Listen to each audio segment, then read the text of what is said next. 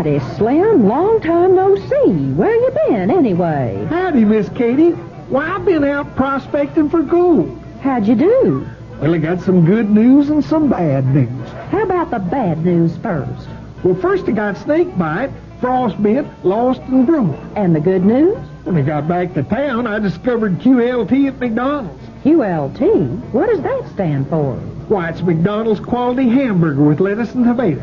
It's the tallest, juiciest, Texas-sized, 100% beef hamburger I ever wrapped a lip around. Deep high with farm fresh lettuce and tomato and all the trimmings. Oh, tell me more.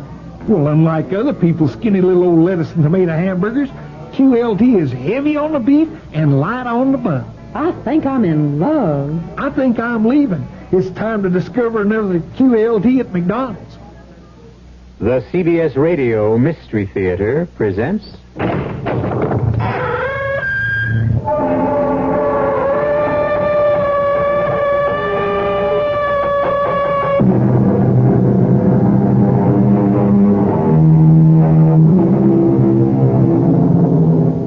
Come in. Welcome. I'm E.G. Marshall.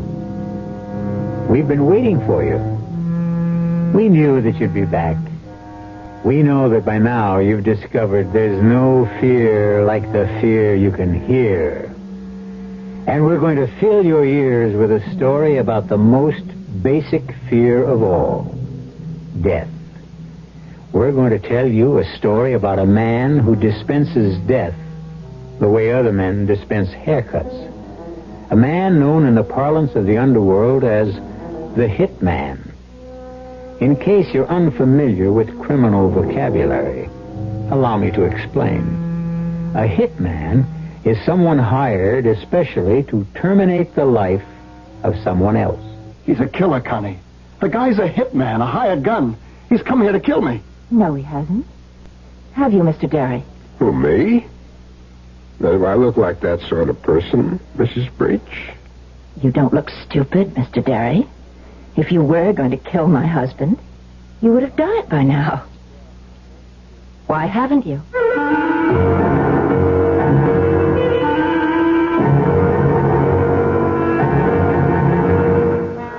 Our mystery drama, The Hitman, was written especially for the Mystery Theater by Henry Slesar and stars Mike Kellin. It is sponsored in part by Sign-Off, the sinus medicines, and new sugar-free Diet 7-Up. I'll be back shortly with Act One. Just when you think you've packed away your sinus miseries along with your winter coat, along comes summer sinus. My face hurts. My head aches. How could it be my sinus? It's summer. Even a change in the weather or air pollution can make your sinus flare up. So can pollen. Your allergy can trigger sinus.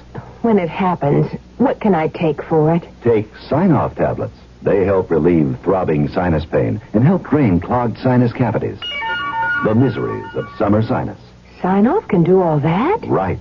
Sign-Off tablets give you a full dose of pure aspirin for pain, plus a decongestant to help drain clogged sinus cavities, plus an anti-allergy ingredient.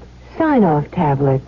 The sinus medicine in the bright red box. For summer sinus miseries, get Sign-Off. Signeoff. Take only as directed. Sign-Off. I'll remember that. I was having dinner in Old Town Village last week, and as we were leaving, we noticed that the waterbed store was open. Well, we went in. You know, I'd never really looked at waterbeds because I always thought they were for the kids, and if I ever got on one, I'd probably get seasick. But it was different. The salesman there got us to lie down on a bed and told us why we'd sleep better on a hydro-rest waterbed system. He also took the time to tell us about frame construction, mattress durability, and the safety features incorporated into each of their systems. We got home and read the literature and decided that a hydro-rest system makes good sense. We're going to buy a waterbed from Dallas's oldest and largest waterbed company, Waterbed Systems International.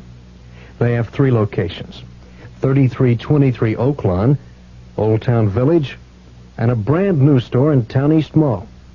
I tried Hydro-Rest. I was impressed.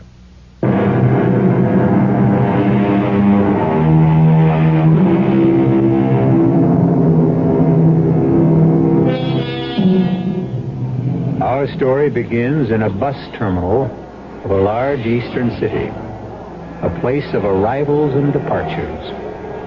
In the crowd, we can see a rather sallow young man searching every face and scowling at his inability to recognize the man he has come to find.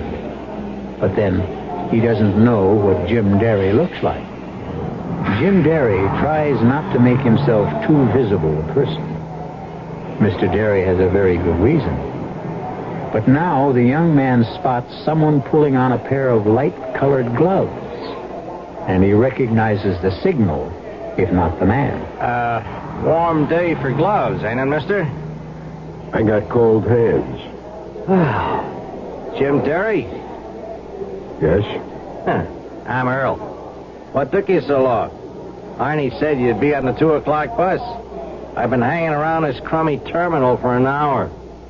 A gypsy told me never to take a 2 o'clock bus. They didn't tell me you were a comedian. What did they tell you about me, Earl? Come on. Arnie's waiting.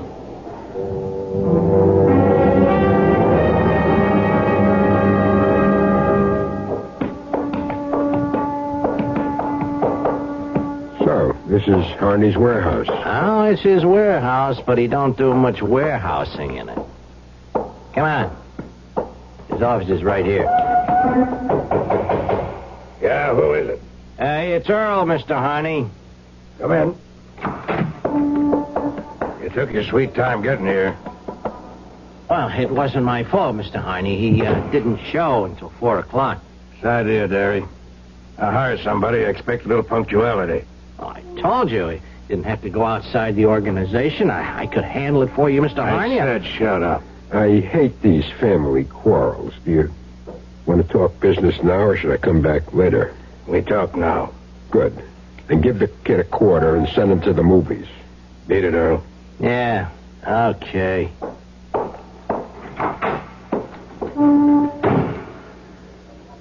All right, Derry. The family quarrel's over. Now let's talk shop. Okay. My price is $3,000 for the hit. I do good, clean work, pick my own time and place, and never get my clients involved. How does that sound? Sounds fine. This is a private case.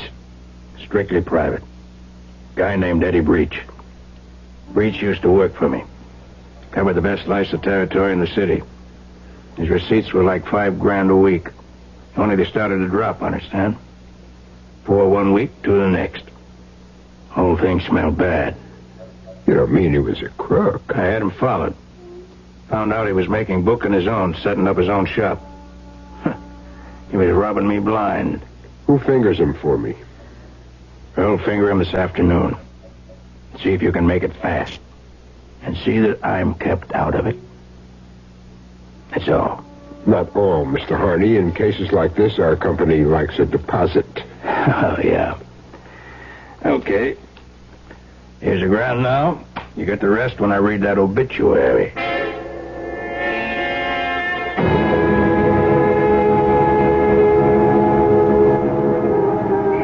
It's almost 6 o'clock. We've been staring at that apartment house for half an hour. Now you know how I felt, Derry, waiting in that bus station. I thought you said Breach should be home by now. Oh, he'll be here. I've been clocking him 3 Fridays in a row. He takes his wife to see the doctor every Friday afternoon, and they get back around now. You didn't tell me he was married. What difference does that make? I just hope he's insured. I like making rich widows. Hey, there's his car. Hand me those binoculars. Don't forget to get a look at his wife. She's worth seeing, even if she is crippled. What? Look for yourself. A wheelchair. He's taking a wheelchair out of the back. She's got a nice pair of legs. Only they don't move. Paralyzed? That's right. Well, did you get a good look at him? Yes, I got a good look. Let's go.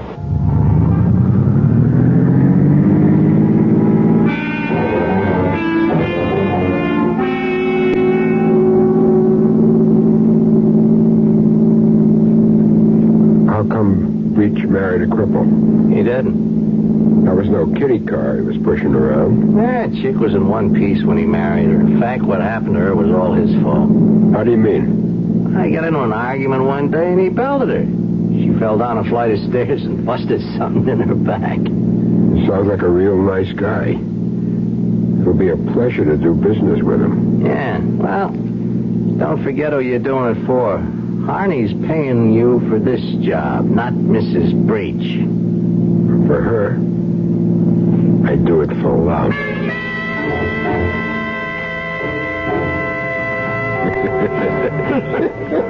Good afternoon, mister. A lot cooler in here, isn't it? Yeah. It's a refrigerator. What are you having? Making a beer. Right. I just hit this town yesterday. Still haven't found out where the action is. So? A friend of mine told me I might do myself some good here. You know anything about that? Well, depends upon what kind of action you want. I'm flexible. For instance, I wouldn't mind doing business with a horse or two. I'm a bartender, not a bookie. This friend of mine, he told me a guy hangs around here named Breach. Eddie Breach? That's him. He said Breach might be the firm to do business with. You know him? Yeah, I know Mr. Breach. He's a nice guy. Comes in here sometimes with his wife. His wife? In here? Well, why not? I run a family place here. What's Mrs. Breach like? That woman is really something. She's a cripple, you know, in a wheelchair. But she never beefs about it. Best looking chick you ever saw, and she keeps right on smiling. Wheelchair and everything. That's tough, all right. Wheelchair. It's like a stretch in prison. Oh, she's lucky having a husband like Mr. Breach. He's real good to her. Buys her anything she wants. Takes her to the doctor every week. The way I heard it, Breach is the one who put her in the wheelchair. Well, I wouldn't know about that, but he treats her like a queen, I can tell you that. I mean, cripple or not, that is my idea of a happy marriage. Hey, you didn't touch your beer.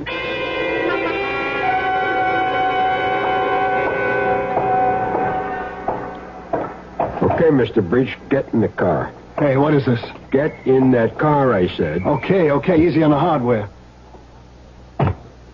Who are you? What do you want? Start your car, head west of the highway, and keep going till I tell you to stop. Listen, you want my wallet, take it. Start the car.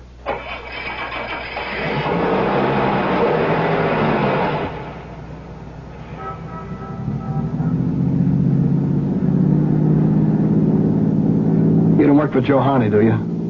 Keep driving. I asked you a question. I work for myself. Look, if Harney did send you, let's talk about it. I'll pay you twice what he's giving you. Just tell me how much. How do you know Harney wants you dead? Maybe it was your wife. Harney's not the only one who hates your guts. Connie? You're crazy. So that's her name, huh? Connie? She wouldn't do anything like that. She needs me. Needs you for what? To belt her again? Who told you about that? You must have been a pretty brave boy. Slugging a woman. That took guts. I'm trying to make it up to her. For Pete's sake, will you give me a chance to make it up to her? That's why I need that money. That's the only reason. So you did cheat Harney. You admit it? I'd cheat my grandmother if it helped Connie. Keep your eyes on the road, Eddie.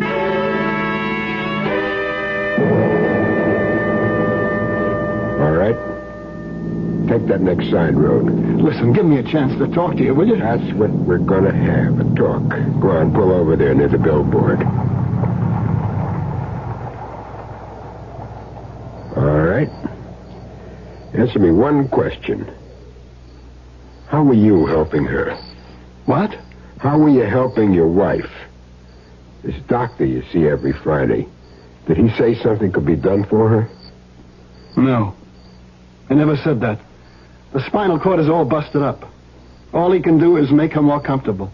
So the sentence is life. You think I don't feel lousy about it?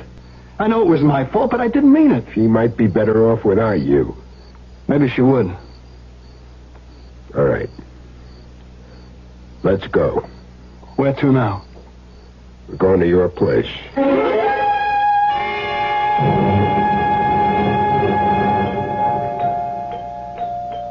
Eddie? Yeah, honey, it's me. Oh, you didn't tell me you were bringing anyone here. I decided not to go downtown. I ran into a friend of mine, and we got to talking. My name is Derry, Mrs. Breach. Jim Derry. I'm sorry to bust in on you like this. Oh, but I'm glad you did. Really. I love to see Eddie's friends. We don't do very much entertaining. You got a nice apartment, Mrs. Breach. Oh, thank you. I keep it uncluttered so I can scoot around easily in this wheelchair. My track record is 1 minute, 3 seconds from the living room to the bedroom to the kitchen. That's quite a record. Now let me get you a drink. Eddie says I'm the best rolling bartender in town. Watch me. Don't bother, Mrs. Breach. I don't drink. Not on the job, right? Oh, please, let me get you something. You see, I'm grateful to you, Mr. Derry. I was looking forward to a lonely evening when you came along. My husband usually works very late. Honey, you look a little tired. Did you take your pills yet? Oh, I'm fine, Eddie. Stop worrying about me. Please sit down, Mr. Derry.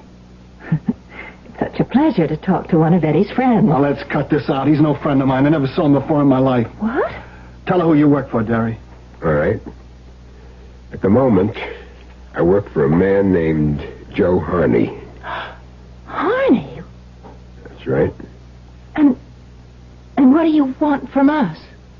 I want us to sit down and have a talk.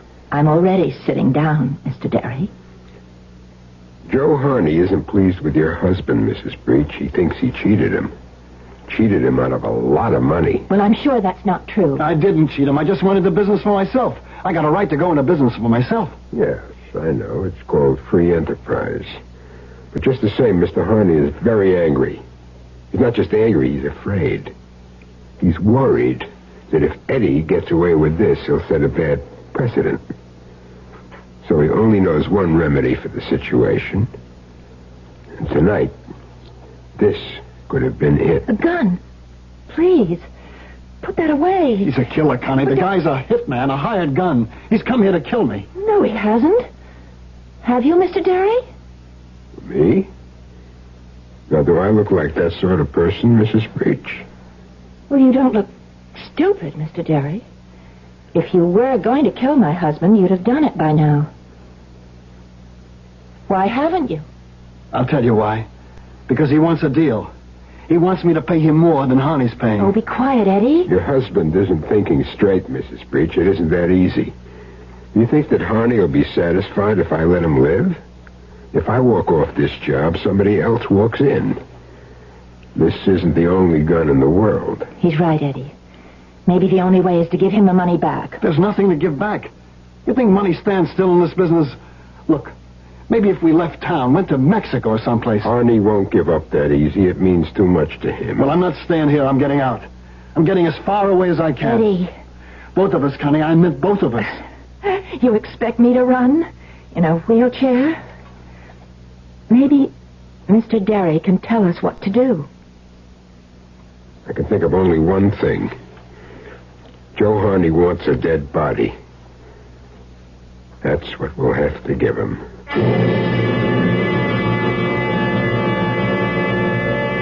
Well, we seem to have encountered a hitman with a heart. At least a hitman with a soft spot for a beautiful, afflicted young woman. But Jim Derry can't fail his assignment either. If he doesn't collect the rest of the money, he may be collected himself. We'll find out what happens to this strange threesome when I return shortly with Act 2. At a time when a lot of folks are thinking of smaller cars, we'd like you to do something a little unusual. Consider a Buick. Seriously. You see, there's a whole new series of smaller Buicks out there that maybe you didn't know existed. Take, for example, the mid-sized Buick Century. It's a foot shorter and about 1,000 pounds lighter than many full-size cars. Yet it offers Buick's kind of attention to detail and comfort. And that's important, particularly if you're used to big cars. And something else. There's an even smaller Buick than Century. Apollo. The first 6-cylinder Buick in years. But it has a quiet way of going about its business that's very unsmall car. If you're thinking of buying a new car, do something a little unusual. See a Buick dealer. He'll prove that a smaller size doesn't have to mean less comfort. One of the delights of backyard barbecuing is eating with your fingers. One of the disadvantages is having to swat bugs with the same fingers that hold juicy, drippy hamburgers. Hi, Frank Lieber here to tell you that's why True Value hardware stores have Raid House and Garden Bug Killer. So you can make sure that ketchup and mustard mess goes no further than your fingers. Raid kills bugs dead, but used as directed, it won't harm plants or shrubs or your pets or the food that you serve outdoors. True Value hardware dealers suggest you use it this way. About half an hour before you're ready to serve, spray Raid around your patio or picnic table. It kills bugs in the air and in the shrubbery where they hide. And Raid is just as effective indoors and safe. It won't oil stain furniture and draperies. The 13.5-ounce aerosol can of Raid House and Garden Bug Killer is just $1.29. Just one of the values you'll find at the True Value hardware store near your home.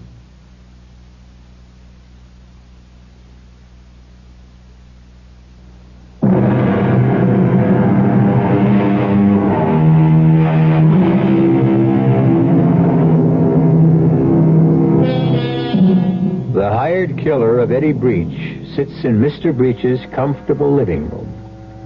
But the gun, which was supposed to have done the deed, rests on the coffee table. And Jim Derry paces the carpet and talks to the loving couple about death. It won't be easy, understand? But it's the only idea I got.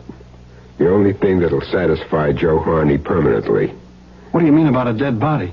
I don't mean yours. I mean somebody else's. A body that could have been yours if the job had been done. A substitute? But how is that possible? There's a way. I have to stick my neck out to do it, and there'll be some expenses. How much? I have to let you know. Meanwhile, get ready to move and move fast. Have your bags packed and keep them ready. Get yourself some standby reservations. Mexico, Rio, any place you want. Don't make them in your own name. Oh, and one other thing. Don't leave the apartment for any reason. But I gotta leave the apartment. I got business to do. Business? Isn't your life more important? You can't risk it. Arnie hired me to take care of you, but that doesn't mean one of his goons wouldn't try to beat me to it. There's a kid named Earl. Yeah, I know Earl. He's a punk. Just the kind of punk who might try shooting you in the back. Oh, do as he says, Eddie, please. I tell you, I gotta get out. I need cash if we're gonna beat it out of town. I have to make collections. Mr. Derry, wouldn't you help him? Maybe if he had a gun so he could protect himself, then... You could lend me yours, Derry. Just until we leave town. All right. Take it. I'll see what I can do. Okay. I'm leaving now. Just keep calm until you hear from me. I'll see you to the door. Mr. Derry, why are you doing this for Eddie? Because he's such a regular fella.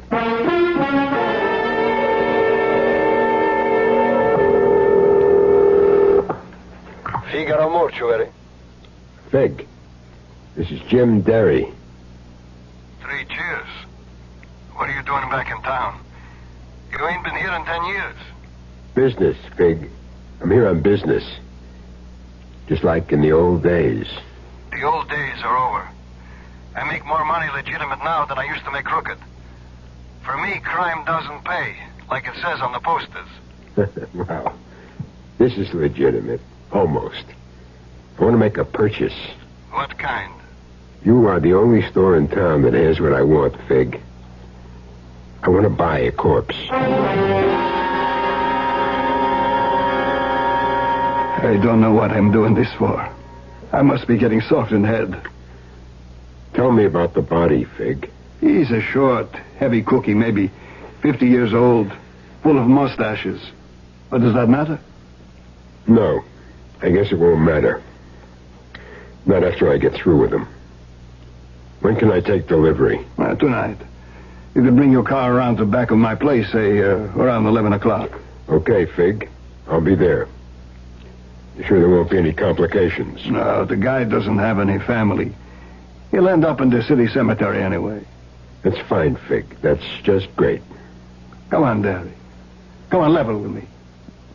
What are you going to do with a corpse?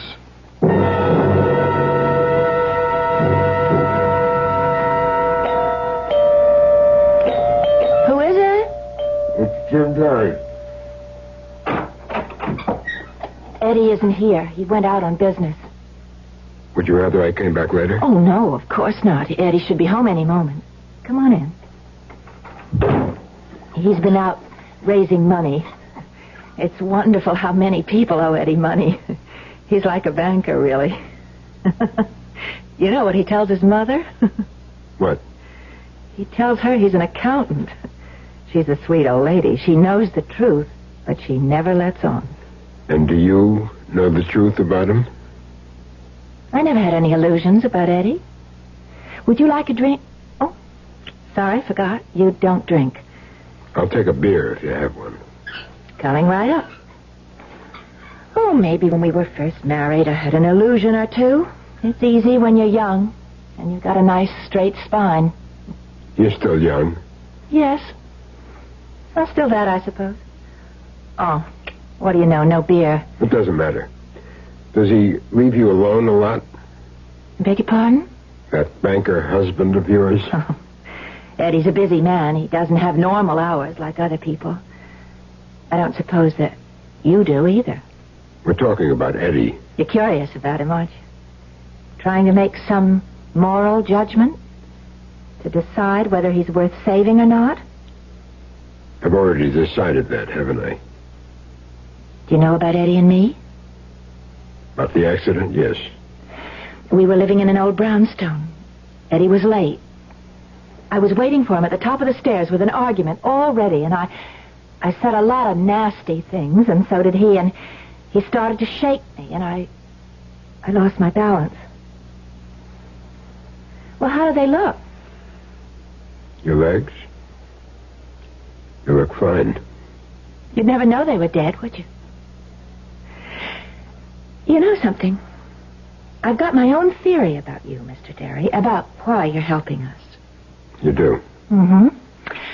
I've been a cripple for over a year, and I've become an expert on pity.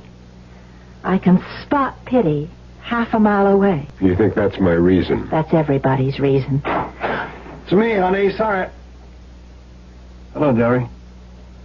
I just came to tell you that everything is set. What does everything mean? You are going to be a dead man by tomorrow morning. You can leave town as soon as you get on a plane. There's one leaving for Mexico City at 4 tomorrow afternoon. We got reservations. You better confirm them. What's going to cost me what you're doing? In cash, $1,000. $500 for me, $500 for a friend of mine. A couple of pieces of jewelry. And that car of yours. My car? You can't take my car. You won't need it in Mexico.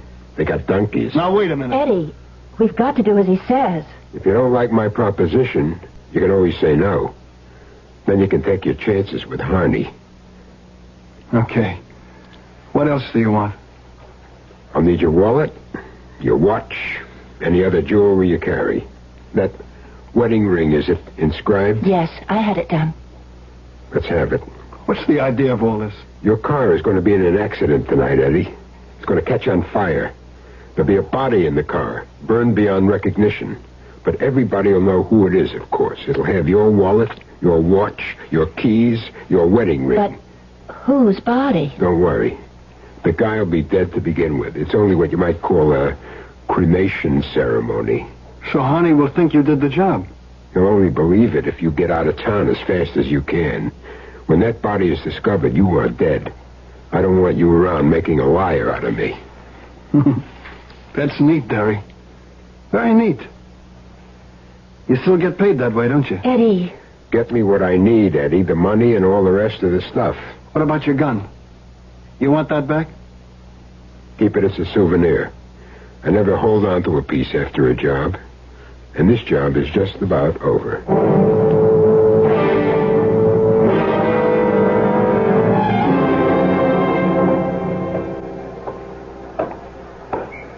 Hey, Derry. What do you want, Earl? Just want to give you a message. Mr. Harney isn't happy. Mr. Harney says he sort of expected some action by now. Tell him to read the contract again. I picked my own time and place. It says so in the small print. I thought you were supposed to be a pro. I would have had Eddie Breach stretched out and buried 2 days ago. I'm sure of it. And Harney's paying you $3,000? I would have done it for half the money. You would have done it for laughs, Earl. You know something? I ought to show him that he didn't need you. I ought to take care of Eddie myself. Harney wouldn't like that. He's liable to spank. So long, Earl. All right, Earl. Hold it. Right there. Hey, what do you guys want? I'm Lieutenant Gear, Police Department. What I want's very simple, Earl. I want you.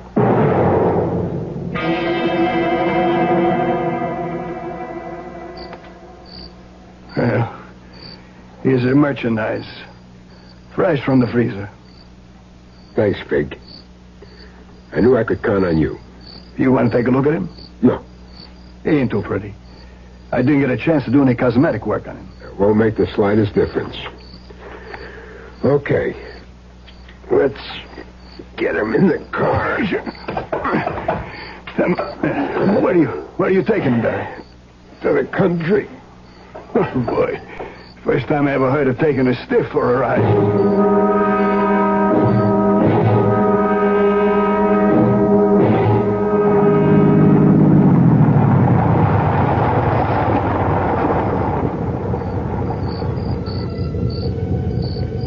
Okay, Mr. Nobody. Time for the ceremony. First, you gotta get behind the wheel. I'll dump your wallet in the clear. Now, here's your pretty jewelry. That ring is a tight fit. Now your keys, and that's about it. Except for that can of gasoline. There. That ought to be enough to make it hit the gas tank. Now all I need is a match.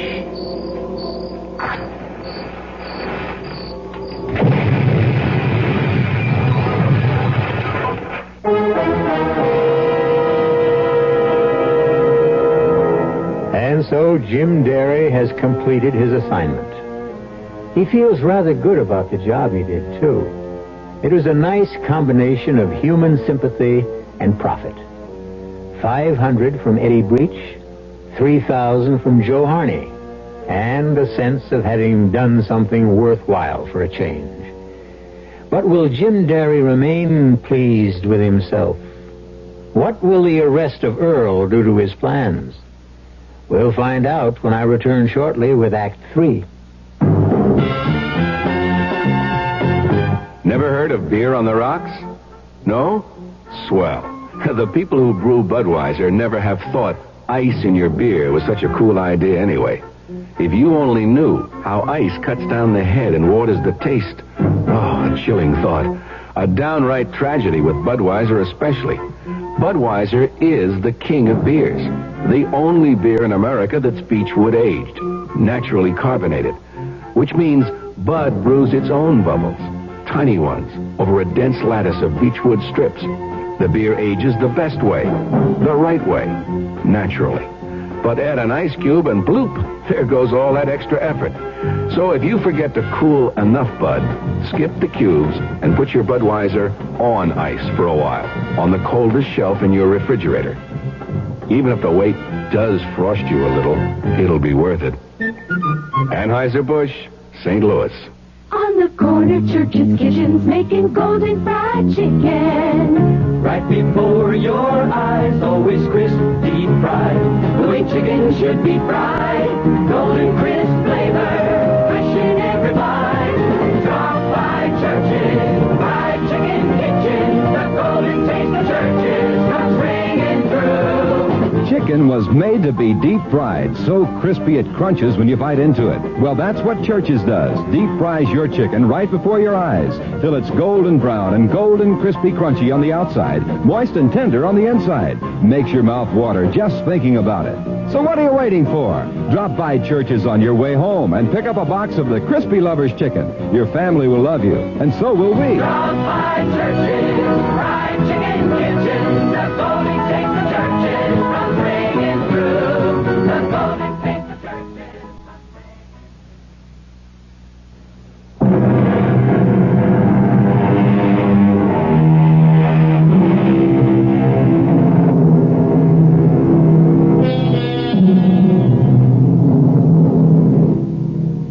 Only one thing remains for Jim Derry to do. He has to make one final call on the man who brought him to town in the first place. He has a good report for Joe Harney. And Joe Harney has $2,000 waiting for him. Yeah? Come in. Oh. So it's you. How are you, Mr. Harney? How do you think I am?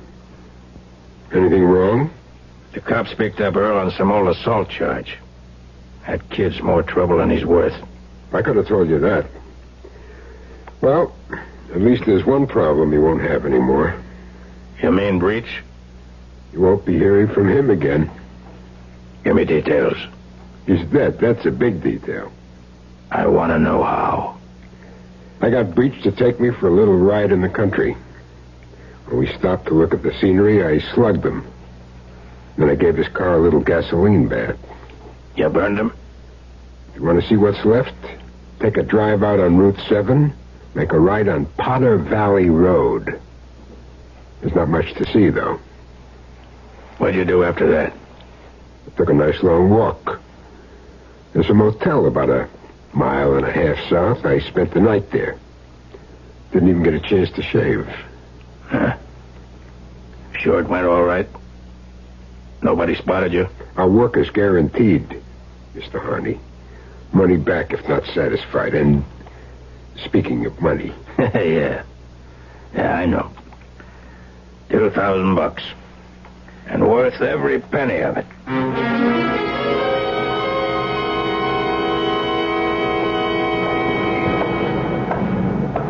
Excuse me. Your name James Derry? Pardon? I said your name James Derry. Yes, it is. Why? My name's Gear, Mr. Derry. Lieutenant Gear, Police Department. We got a warrant for your arrest. Me? You've got to be kidding. Step over here, Derry. Hey, wait a minute. Now, you know the routine, I'm sure. Hands flat against the wall. Whatever you say. Well, not armed, I see. Why would an innocent citizen be walking around with a gun? At this wallet of yours is sure loaded. What was it? Payday? That's my traveling money. You must be a high-priced man, Derry. I sold a car for a guy. Second-hand sports job. That's the money he paid me for it. Yeah, sure. And I'll bet you got a copy of the bill of sale, don't you? Well, you give me a chance to get it, We'll talk about it at headquarters.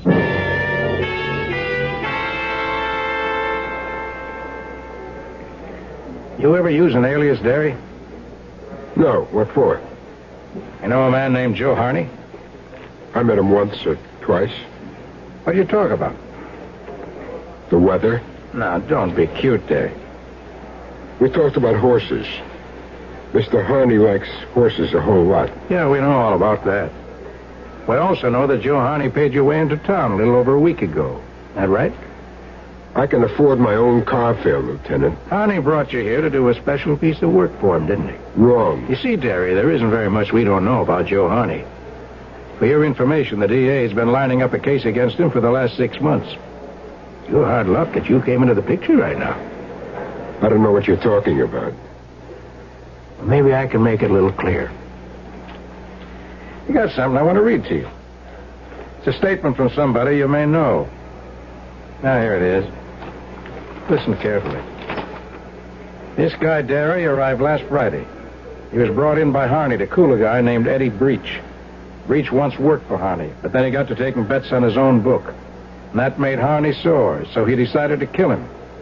Derry's price for the job was $3,000. Derry was staying at a hotel called the Gracie. He didn't tell Harney how he planned to kill Breach. Well, how does that sound to you, Derry?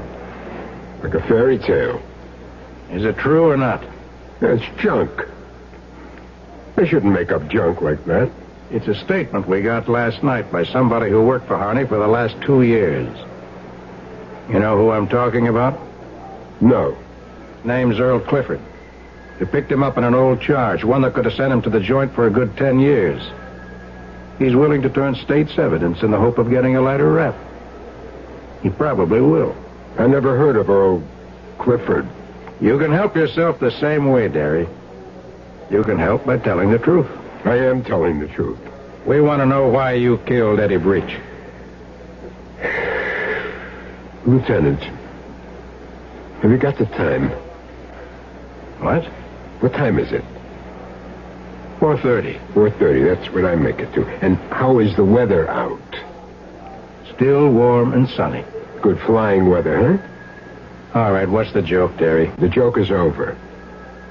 I'm ready to tell you what I know, just as soon as I get a cup of coffee.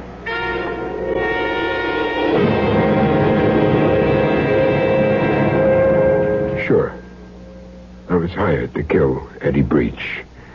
This guy, Joe Harney, called me, gave me the contract. I don't know why he picked me. I never did that kind of work before. Sure, Derry. We know. Your hands are nice and clean. Anyway, I came to see Harney. He told me the setup. Seen this guy Breach has been jabbing him for money, and he wanted him dead. Well, I said I'd do it. I see. Only I didn't mean it, Lieutenant. I'm no killer. Like you said, I'm clean. No record, nothing. No convictions, no. You know what I did? I went straight to Breach. I told him the whole story. Him and his wife. She's a cripple, you see, in a wheelchair. I felt sorry for her. For both of them. We know about Mrs. Breach's condition. Go on. I said I wouldn't do them any harm, but that didn't mean that they were safe. Harney would just hire somebody else to do the work. That was very nice of you. I wanted to help them, Lieutenant. I told them the only thing was to make it look as if Breach was killed. I said I could arrange the whole thing for them. And that's what you did? Yes. I got a body. A dead body from a funeral parlor I know. I put the body in Breach's car. I drove it out on Route 6, parked it on a side road called Potter Valley. I doused the car with gasoline. I set it on fire. You'll find Breach's watch and ring on that body. The wallet is in the grass someplace. Only the body isn't Eddie Breach's. Well, that's quite a story, all right. It's the truth. You send your boys out on Potter Valley Road. We don't have to do that, Derry. We've already found Breach's car. Well, swell, then you know I'm telling the truth. I mean, you got experts. They won't be fooled by a fake corpse. The guy was almost twice Breach's age. He was heavier, shorter. Tell me honestly, Derry.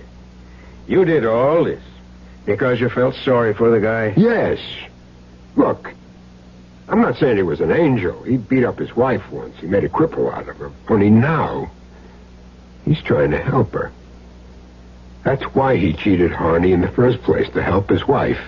A real sweet guy, huh? Well, Derry, too bad it isn't true. What do you mean? Oh, Eddie was responsible for his wife's injury. We know that. Sure, he knocked her down a flight of stairs. But you know why? They had an argument about coming home late. Oh, no. They had an argument about a woman. She caught him in the apartment with a girl named Louise something. She didn't tell me that. And Breach didn't give up Louise after that either. He'd been cheating on his wife ever since. The fact that she was in a wheelchair only made it easier. No. I never knew about that. But his wife knew, Derry. What? That was the tough part. Connie Breach knew all about it. And there was nothing she could do. Just had to sit there in that wheelchair and let him do whatever he pleased. That's your good friend, sweet Eddie Breach. Well, she said she didn't have any illusions about him. She knew what he was. Too bad you didn't. All this time, she must have been hating him. Hating his guts. Anyway, they're gone now. They're on their way to Mexico City right now. No, they're not. Oh, yes, they are. They took a 4 o'clock plane. You're a liar, Derry. What are you talking about? You tell a nice, touching story. But, Derry, you're a liar. You made a deal with Breach, all right, sure. He gave you $1,000, and you arranged this phony car accident for him. But you intended to collect from both sides, didn't you? No, I was helping him get away. Were you? Let me read you something else. Edward Breach, 29 years of age, male Caucasian, shot to death in his apartment at 404 East 75th Street. What? The bullets came from a Farrington .38, found at the scene. That can't be. We traced the gun to the man who sold it to you, Derry. He can describe you to a T. Hey, wait a minute. That's how you got that $3,000 from Joe Harney, by doing the job you were hired to do. That's a lie. Breach took that plane, I tell you. He is on the plane. He's in the morgue, Derry. Where you put him. It can't be true. All right, Derry. I see you need a lot of convincing. Sam, send in Mrs. Breach. Connie is here? Right outside. Come in, Mrs. Breach. Are you sure it's... It's all right. Please come in. They didn't tell me that Mr. Derry would be here. I'm really sorry to do this, Mrs. Breach, but it's really quite necessary. I want you to repeat exactly what you told me. Yes. All right. I was in my bedroom last night around 7:30. I heard the doorbell ring, and my husband answered it. Eddie was always having visitors at all hours, so I didn't think anything of it, and then I heard 2 shots. I was frightened, but I opened the bedroom door and looked out. And that's when I saw him. Saw who? He was standing there, holding the gun. I screamed, and he dropped the gun on the floor and ran out. That's all right, Mrs. Breach. It's all right. Please, can I go now? Yes, ma'am. You can go. Wait a minute. Now, Mrs. Breach, Connie. How dare you call me Connie? You murderer.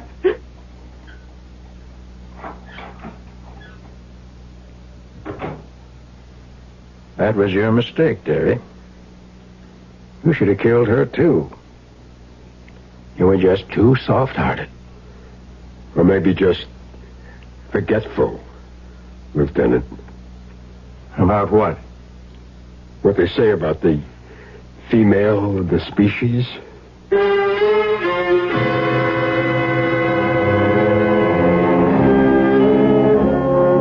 And so the kind-hearted hitman falls victim to a revengeful woman. We can only hope that justice finally triumphed, that Lieutenant Gere eventually realized the truth about what happened in that apartment on East 75th Street. Although, who's to say that Mrs. Edward Breach isn't already in a prison of her own contrivance? I'll be back shortly.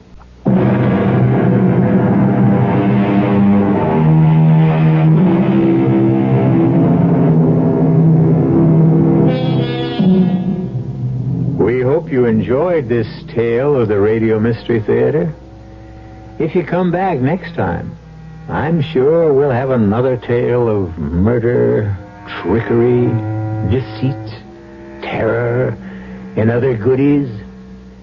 Our cast included Mike Kellin, Alan Manson, Earl Hammond, and Lon Clark. The entire production was under the direction of Himan Brown. Radio Mystery Theater was sponsored in part by Anheuser-Busch Incorporated, Brewers of Budweiser, and Buick Motor Division. This is E.G. Marshall inviting you to return to our Mystery Theater for another adventure in the macabre. Until next time, Pleasant dreams.